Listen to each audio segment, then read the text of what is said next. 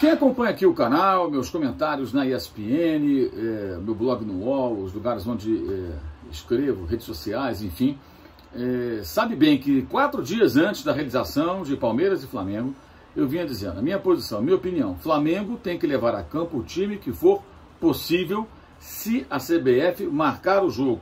Se a CBF confirmar a partida, o Flamengo tem que levar a campo o time que for possível, desfalcado, esfacelado, mutilado, com garotos.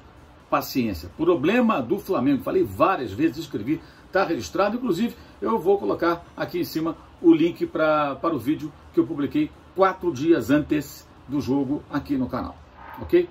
E vou colocar também o link lá no final desse vídeo você vai ter o link para acessar esse comentário anterior. E falei isso de novo em outras ocasiões, em outros vídeos aqui e também em outros espaços. E por que isso? Porque o regulamento é esse. Eu entendo que se times de futebol podem entrar em campo com vários jogadores reservas e garotos, quando se poupam para jogos de outras competições, se tem inclusive exemplos do Flamengo, do Grêmio, etc., por que não entrar em campo quando você tem desfalques por conta da Covid-19? Paciência. Mas existe um porém, claro. A doença, o vírus, ele ameaça as pessoas, a saúde das pessoas. E seria eu um irresponsável se eu defendesse a realização do jogo a qualquer custo.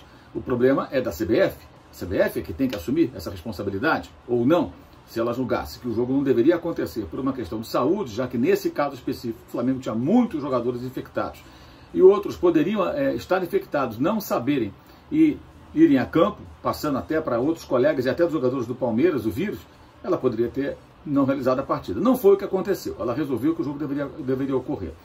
A manobra do sindicato ficou muito suspeita, porque o presidente do Sindicato Clubes, que obteve uma liminar no Tribunal Regional do Trabalho do Rio de Janeiro, no TRT, impedindo a realização da partida, esse presidente do Sindicato Clubes, ele é funcionário do Flamengo, então ficou uma coisa muito evidente, né, muito esquisita, mal explicada, e estava na cara que o Flamengo não queria o jogo.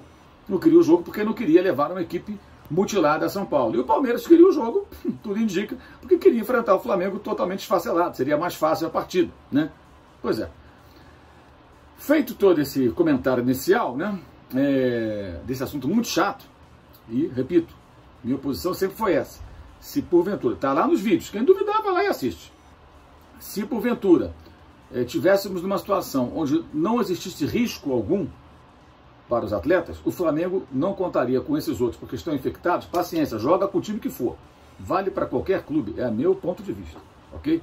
Mas como existe o risco, caberia à CBF e aos clubes tomarem uma decisão, consultando os especialistas, analisando o contexto, vendo a situação dos jogadores e tudo mais. Cada jogo, cada situação é uma situação. Uma coisa é um time com 2, 3 jogadores infectados, outra quando você tem todos os profissionais quase infectados, além dos atletas, que é o caso do Flamengo. Mas quiseram fazer o jogo e os atletas do Palmeiras até emitiram lá uma nota contrariados com uma iniciativa do Sindicato de São Paulo, que quis impedir a realização do jogo, né? Sindicato dos Atletas de São Paulo, dizendo que o sindicato não nos representava e que eles queriam o jogo, sentiam segurança para disputar a partida. No jogo o que vimos foi o Flamengo com 3 titulares, 3 reservas, 5 garotos da base que não jogam entre os profissionais. O Ramon entrou agora numa emergência, mas normalmente ele não é nem o reserva imediato da posição. Lateral esquerdo é o Felipe Luiz, o reserva é o René, ele é o terceiro, porque é um jogador da base que fica ali para entrar numa emergência, né? Jogou contra o Barcelona em Guayaquil, nessa situação já do surto de Covid no elenco rubro-negro.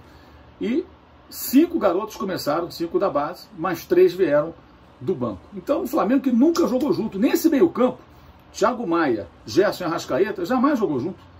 Pedro com o Lincoln dificilmente entram ao mesmo tempo no time, são 2 centroavantes. Guilherme Bala nunca jogou com eles. Os zagueiros nunca atuaram juntos no time profissional, nem separados. O João Lucas é a terceira opção para a lateral direita, ou a segunda, enfim, mas é um reserva também, um jogador que vinha de uma lesão muscular. E o Hugo, que era o 4º goleiro, e que mostrou nesse jogo muita segurança, jogador de 21 anos. É bizarro que ele seja reserva do César e do Gabriel Batista, que falhou, não foi bem, não foi feliz no jogo que fez contra o Bahia, por exemplo, né?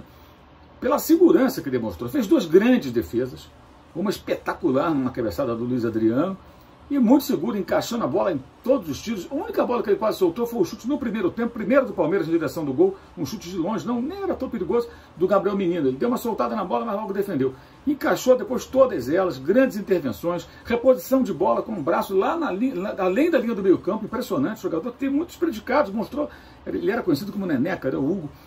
E depois deu uma entrevista emocionante na saída de campo ao Sport TV, quando lembrou o pai dele e tudo mais. Uma história bacana, uma coisa bonita, no fim de semana muito triste para o futebol, por conta de toda essa cartolagem, cada um querendo levar vantagem de um jeito, e a saúde até ficando em segundo lugar, e apenas como pretexto para você tentar levar vantagem. Discordo veementemente da conduta dos dirigentes do Flamengo nesse episódio, como em outros tantos. Escrevo sobre isso no meu blog no All Sport, o link está aqui embaixo na descrição desse vídeo, inclusive. Também não concordo com a postura do Palmeiras, que só pensou no jogo e não analisou o contexto, me parece uma forma um pouco mais sensata. E acabou sendo muito ruim para o Palmeiras, porque esse jogo, se alguém tinha dúvida do quão mal treinado é o time do Palmeiras, agora não há dúvida nenhuma, porque o adversário é um time que não existe, é um time montado às pressas e cheio de jogadores muito jovens e inexperientes. E o Palmeiras não conseguiu, não só não conseguiu vencer, como não conseguiu se impor ao Flamengo. O Flamengo, aos 42 do segundo tempo, estava trocando passe nas imediações da área do Palmeiras, tentando encontrar um espaço para finalizar. Impressionante, impressionante a bagunça que é o time do Palmeiras. Não há jogo coletivo. O trabalho de Vanderlei Luxemburgo é tétrico. E os torcedores palmeirenses, muitos deles, estão indignados há muito tempo, não é por acaso. Está bem na cara. Quanto aos jogadores do Flamengo, especialmente os jovens e ainda mais o Hugo, eles demonstraram o que é vestir a camisa de um clube como o Flamengo. Devolveram ao torcedor que está incomodado com as ações de alguns de seus dirigentes o orgulho de ser Flamengo, o orgulho pelo Flamengo. Isso ficou muito claro, né, pela forma como se comportaram, pela dignidade em campo, por terem lutado e terem feito um ótimo jogo dentro de circunstâncias muito adversas. O 1-1 saiu como um triunfo para o Flamengo. E uma derrota para seus dirigentes que não confiavam nesses rapazes. Tanto não confiavam que queriam, porque queriam adiar o jogo. Ficou muito claro que era possível, sim, fazer um jogo digno, mesmo que tivesse perdido por 2-1, por 1-0, no campo do Palmeiras, jogando com essa equipe. Lembrando, com mais titulares, era um time que não era todo titular, mas com um time todo profissional, né, sem essa garotada, o Flamengo perdeu para o Atlético, para o Ceará, completo, perdeu para o Atlético Goianiense e foi massacrado pelo Independente Del Valle. E agora, com esses meninos, o Flamengo fez o papel que fez, um belo jogo dentro das circunstâncias. Então, de parabéns aos garotos, especialmente o Hugo. E os jogadores do Palmeiras, até que ponto eles têm culpa? Tem parcela de responsabilidade, verdade, mas um time é mal treinado. Quando o time é mal treinado, os jogadores não podem resolver o problema sempre. A individualidade não vai solucionar se o jogo coletivo é ruim, e essa é a realidade palmeirense. O Palmeiras é um time muito desorganizado, é o maior desperdício de material humano da Série A do Campeonato Brasileiro. Detalhe, Palmeiras em 11 jogos empatou 7, ganhou 4, não perdeu, mas já viu o Atlético Mineiro abrir vantagem, mesmo tendo perdido alguns jogos, porque o Atlético perde um ou outro, mas vence jogos. O Palmeiras não vence jogos, só empata, especialmente quando joga em casa. Foi mais uma atuação frustrante do Palmeiras e, para o torcedor do Flamengo, uma atuação que dá orgulho pela forma como o time se comportou, depois de dirigentes terem tido atitudes que deixam o torcedor envergonhado até.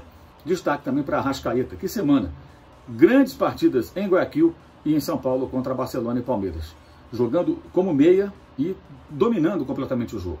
A Arrascaeta em grande fase. Saudações.